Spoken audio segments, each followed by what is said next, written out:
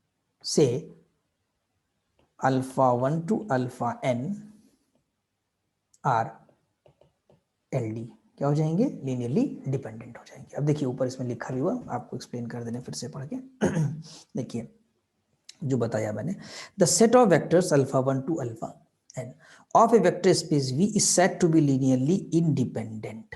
Independent की बात आ रही है, सारे जीरो होते हैं। If zero vector can be expressed as a trivial linear combination of alpha 1 alpha 2 alpha 3। Trivial linear combination का मतलब क्या हुआ, दैट इज आपने जीरो लिखा C1 अल्फा 1 पूरा कॉम्बिनेशन, अगर इसको खोल दे तो C1 alpha 1 C2 alpha 2 dot dot Cn alpha n हो जाएगा। और ये इंप्लाई करे कि C1 C2 C3 और Cn तक क्या है, zero, means all scalars are zero. तो ये हो जाएगा लीनियरली इंडिपेंडेंट। क्लियर।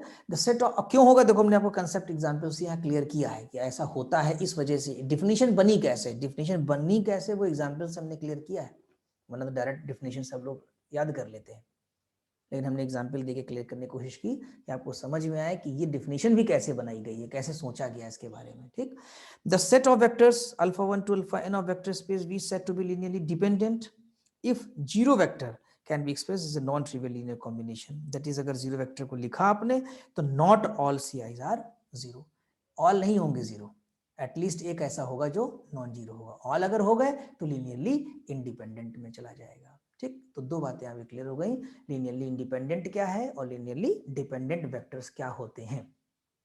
और वेक्टर्स आते कहां से हैं, वेक्टर्स जो आपके आएंगे वो V से आएंगे, एक सबसेट के फॉर्म में रहेंगे। क्लियर। अब देखिए कुछ नोट है कि any subset of a vector space is either LD और LI। ये तो नॉर्मल सी बात है कि अगर कोई सबसेट लेंगे या तो वो LD होगा या तो फिर LI होगा, दो में से एक तो उसको होना ही है।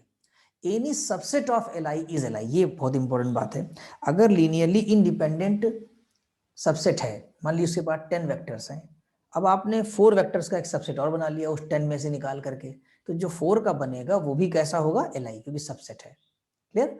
और क्या, any super set of LD is LD। अब लीनियरली डिपेंडेंट सेट है, सुपर माने वेक्टर जोड़ दिए जाए उसके अंदर, मान लो 3 वेक्टर हैं और LD है, एक आपने और जोड़ दिया, तो जो 3 तो पहले थे ही LD, एक जोड़ भी देंगे तो उससे क्या फर्क होगा, वो तो जो प्रॉपर्टी उसकी LD की है लीनियरली डिपेंडेंट तो बना ही रहेगा, क्योंकि जोड़ने वाला वेक्टर उसकी लीनियरली डिपेंडेंसी को खत्म नहीं कर देगा।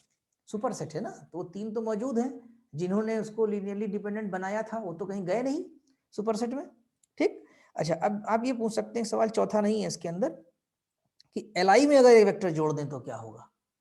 Any subset of LI, subset है तो LI रहेगा, लेकिन LI के सुपर सेट में क्या होगा, LI का सुपर सेट जो होगा अब वो डिपेंड करेगा कि वेक्टर कौन सा जोड़ा गया है, वो LI भी हो सकता है और LD भी हो सकता है LI का, क्योंकि वो है लीनियरली इंडिपेंडेंट। जितने वेक्टर हैं वो तो लीनियरली इंडिपेंडेंट है, एक दूसरे में कोई रिलेशनशिप नहीं है। अब बाहर से एक एलिमेंट आ गया सुपर बनाने के लिए, उसको सुपर पावर होती है जैसे, तो ये सुपर सेट होता है। तो एक बाहर से एलिमेंट आया तो ऑलरेडी LI थे वो, अब जो बाहर से एलिमेंट आया वो किस नेचर का है वो चेक करना पड़ेगा, यानी सारे वेक्टर्स का फिर आपको लिखना पड़ेगा linear combination C1 alpha 1 C2 alpha 2 Cn alpha n plus एक वेक्टर बीटा जुड़ा तो बीटा इज, बीटा जोड़ दिया plus beta equal to zero vector कर दिया। ठीक है, फिर चेक करना पड़ेगा, तो फिर ये अलग मैटर हो जाएगा। अब यहां ध्यान दीजिएगा, a set having one of the vectors as zero vector is LD, ये बड़ी इंपॉर्टेंट लाइन है, अभी वेरीफाई भी करा देंगे आपको। A set having one of the vectors as a zero vector is LD। Remark याद रखिएगा, अगर किसी सेट में, वही सबसेट में, one of the vector as zero vector is LD, यानी अगर हमारे पास कोई सेट S है, ध्यान दीजिएगा, मान लीजिए अल्फा 1 है, अल्फा 2 है और डॉट डॉट अल्फा n है, इसका कोई एक वेक्टर मान लीजिए अल्फा I, मान लीजिए कि अल्फा I वेक्टर की जो वैल्यू है वो जीरो वेक्टर है इसके अंदर, तो ये LD होगा, कंफर्म है। कैसे कंफर्म है, देखिए हम बताते हैं। मान लीजिए आपने C1 अल्फा 1 C2 अल्फा 2 और यहाँ पर CI अल्फा I लिखा, ठीक है, और यहाँ Cn alpha n is equal to zero vector. थोड़ा ऑब्जर्वेशन करिएगा यहाँ पर, देखिए ऐसा है कि मान लो C1 जीरो आ जाए, C2 जीरो आ जाए, Cn तक जीरो आ जाए सॉल्व करने पर, लेकिन अगर Ci जीरो ना भी लिया जाए, क्योंकि अल्फा I जीरो है ना, अगर Ci not equal to zero होगा तब भी ये जीरो वेक्टर मिल जाएगा आपको। और ध्यान समझिए हम क्या कह रहे हैं, फिर सुनिए, अगर हम C1 जीरो ले लें और C2 जीरो ले लें और Cn भी जीरो ले लें, ये सब जीरो ले लें, ये भी जीरो ले लें और ये भी जीरो ले लें, C2 और C1 भी जीरो ले लें, क्लियर। लेकिन अगर हम Ci ना भी जीरो लें, क्योंकि ये तो सब जीरो हो चुके हैं, कौन से Cn वाला इसने जीरो वेक्टर बना दिया, जीरो से मल्टीप्लाई होकर वेक्टर जीरो वेक्टर कन्वर्ट हो जाता है, पूरा पूरा जीरो वेक्टर हो जाएगा, ये कन्वर्ट होकर पूरा पूरा जीरो वेक्टर हो जाएगा, ये कन्वर्ट होकर पूरा पूरा जीरो वेक्टर हो जाएगा, ठीक है। तो Ci को बिना जीरो लिए भी हम जीरो वेक्टर ऑब्टेन कर पाएंगे, क्योंकि अल्फा ही जीरो है।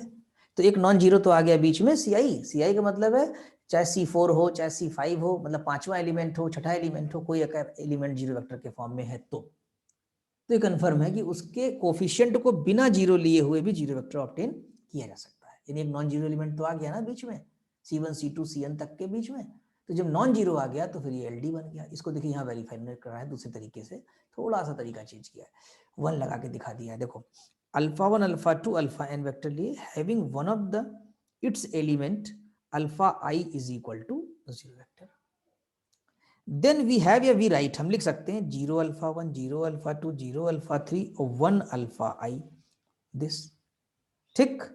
और अगर हम इन सबको देखें तो देखिए लिखा है इन्होंने, अब 0 अल्फा 1 कितना हो गया 0, 0 अल्फा 2 हो गया 0, 0 अल्फा 3 भी 0, अब देखिए 1 और अल्फा की I की जगह 0 रख दिया और लास्ट वाला ये भी 0, इक्वल टू 0 वेक्टर मिल गया, इक्वल टू, जबकि ये 1 जो है 1 लो 2 लो 3 लो नॉन जीरो नंबर है कि नहीं, showing all Ci's coefficients of alpha i's are not zero।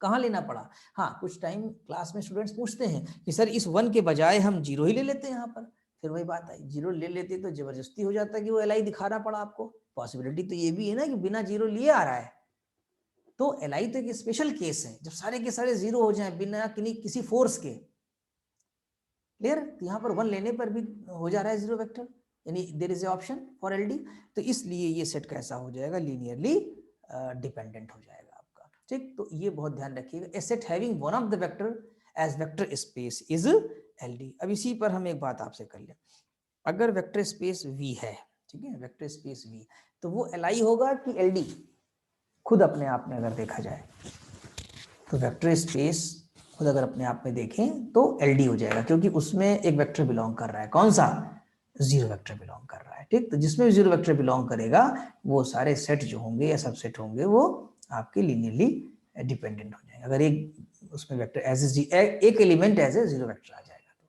ठीक। आई थिंक ये भी समझ में आ गया। अब हम लोग सॉल्व करेंगे एग्जाम्पल नंबर 7। एग्जाम्पल नंबर अगर 7 में आप देखें तो शो करना है, show that set of vectors alpha 1 alpha 2 alpha 3 are Li, जबकि अल्फा 1 की वैल्यू है 1 0 0 0 1 0 और अल्फा 3 0 0 1, ठीक। एक प्रकार से आप ये भी देखिए तो ये हम लोग ये पढ़ा करते थे, याद होगा ना, 3 डायमेंशनल में, जैसे ये x एक्सिस, ये y एक्सिस और ये z एक्सिस, अगर IJK के फॉर्म में जाएं या डायरेक्शन कोफिशिएंट में जाएं, डायरेक्शनल कोफिशिएंट्स पढ़े थे आप लोगों ने, तो इसका होता है 1 0 0, y वाले का क्या होता है 0, LMN नहीं होता डायरेक्शन कोसाइंस 0 1 0, और जो हमारा ये z एक्सिस है इसका हो जाता है 0 0 और ये 1 हो जाता है, यानी एक प्रकार से ये I डिनोट कर रहा है, केवल I, ये केवल J डिनोट कर रहा है केवल की। तो ये वैसे भी हमने आपको ऑलरेडी बता रखा है कि x y z तीनों इंडिपेंडेंट एक्सिस लेते हैं और I J के अलग इंडिपेंडेंट होते हैं, लेकिन यहाँ वेरीफाई भी करना है। कैसे, हम लोगों ने 3 स्केलर्स ले लिए C1 C2 C3 और एक कॉम्बिनेशन बना लिया with the zero vector, clear. अब अगर ये तीनों जीरो आ गए, कौन, C1 C2 C3, तो Li नहीं तो फिर LD। अब इनको मल्टीप्लाई कर दिया, C1 0 0 0 C2 0 0 0 C3, ये आ गया C1 C2 C3 0 0, और इस तरीके से आपने देखा कि C1 C2 C3 की वैल्यू कितनी हो गई, 0 हो गई। Hence all Ci's are 0. Hence alpha 1 alpha 2 alpha 3 are linearly independent। अगर इस तरीके से देखा जाए तो ये क्या हो गए, इंडिपेंडेंट, यही आप प्रूफ करना चाह रहे थे, ठीक। अब एक नया कंसेप्ट आने वाला है, बहुत ध्यान समझिएगा कि इसका ही बहुत ज़्यादा आगे यूज़ है, स्पैनिंग कहते हैं इसको। और स्पैनिंग होती क्या है हम आपको एग्जाम्पल देके बताएंगे, इसीलिए यहाँ पर स्पेस है। देखिए बहुत ध्यान दीजिएगा, जैसे वेक्टर स्पेस V है, ठीक, एग्जाम्पल से क्रिएट करेंगे वेक्टर स्पेस V, और इसमें एलिमेंट्स आप जान ही रहे हैं, अल्फा बीटा गामा, बहुत सारे एलिमेंट्स होंगे इसके अंदर। ठीक, एक सेट आपने मान लीजिए एस ले लिया, ठीक है। हम यहाँ एलिमेंट्स गिन करके ले रहे हैं, मतलब बिल्कुल स्पेशल एलिमेंट्स ले रहे हैं, जैसे 1 0 0 ले लिया, ठीक है। और मान लीजिए 1 2 0 ले लिया, और एक एलिमेंट हमने ले लिया 2 -1 और 0 ले लिया। ठीक, यहाँ बात ध्यान समझिएगा, ये अल्फा 1 है, ये अल्फा 2 है और ये अल्फा 3 है। ठीक, अभी थोड़ी देर पहले हमने लीनियर कॉम्बिनेशन आपको बताया था। अब लीनियर स्पैन बता रहे हैं, स्पैन ध्यान दीजिएगा, इसको हम लोग LS लिखते हैं। LS एक नया सेट क्रिएट करने जा रहे हैं, और ये एलिमेंट्स आएंगे कहाँ से ये भी बता देंगे आपको, और कैसे आएंगे यही बता देंगे, कहाँ से आना और कैसे आना है, दो बातों पे ध्यान देंगे। देखिए, अगर आप 2 अल्फा 1 करेंगे, 3 अल्फा 2 करेंगे, प्लस 5 अल्फा 3 करेंगे, एक वेक्टर जनरेट हो जाएगा आपका। मान लीजिए गामा ही हो गया थोड़ी देर के लिए, या अल्फा ही हो गया, अल्फा भी कह सकते हैं, अल्फा कह दीजिए। तो ये अल्फा एक्चुअली में इसमें बिलोंग कर जाएगा, LS में। LS क्यों लिख रहे हैं? Linear span. L माने वही लीनियर स्पैन, S मतलब यहाँ पर S के थ्रू हो रहा है जनरेट। ये अल्फा जो बना, आपका नया एलिमेंट आया, वो किससे जनरेट हुआ? इन अल्फा 1 से, अल्फा 2 और अल्फा 3 से हुआ। Clear? That is what is LS? LS is the set of those vectors which are expressible as a linear combination of the elements alpha 1, alpha 2, alpha 3. ये दूसरे शब्दों में LS is the set of those vectors which can be expressed as a linear combination of the vectors in S. यानी S में जो elements हैं उनसे जो बनेंगे, क्रिएट होंगे, स्केलर मल्टीप्लाई कर करके हम क्यों बोल रहे हैं? जैसे आपने यहाँ 2 अल्फा 1, 3 अल्फा 2, 5 अल्फा 3 लिया, आप सेट बदल दीजिए, आप 3 अल्फा 1 कर दीजिए, आप कहें नहीं हम 3 अल्फा 1 कर देंगे, हम 2 अल्फा 2 कर देंगे, ठीक, 2 अल्फा 2 हम अल्फा 3 कर देंगे, तो एक नया वेक्टर बन जाएगा। बनेगा तो वही कोई ना कोई, और ये कहाँ होगा? V में। V में भी होगा, लेकिन ये स्पेशली LS में भी चला आएगा। क्लियर? तो व्हाट इज LS ये समझा दिया हमने आपको। अब एक सवाल और आता है, V में है ये वेक्टर अल्फा, ये जो बीटा बना वो भी V में है, ठीक। अब आप सोचेंगे क्या V के सारे एलिमेंट इसमें आ जाएंगे? नहीं, LS में V के सारे एलिमेंट नहीं आएंगे। कौन से एलिमेंट्स आएंगे V के? V से वही एलिमेंट चल के आएंगे LS में, ये लिए जाएंगे जो S के वेक्टर्स के लीनियर कॉम्बिनेशन में एक्सप्रेसिबल हो जाएंगे, यानी जनरेट हो जाएंगे, इस तरीके से वो आएंगे, ठीक। और नहीं तो नहीं आएंगे। जैसे मान लीजिए आपसे कहा जाए क्या 2 3 5 2 3 5 LS में बिलोंग करेगा? बताइए, 2 3 5 जिसके ट्रिपल्स हैं, क्या वो LS में बिलोंग करेगा? तो आप कहेंगे नहीं बिलोंग करेगा। अभी इंस्पेक्शन से कह देंगे। कैसे कह देंगे? थर्ड ट्रिपल देखिए, खास तौर से हमने इसका 0 लिया है, अल्फा 1 का भी 0 है, अल्फा 2 का भी 0 है खास तौर से, और अल्फा 3 का भी खास तौर से 0 है, ठीक है। तो अब यहां तो लगा हुआ है 5, वैसे तो ये V का एलिमेंट है, कौन?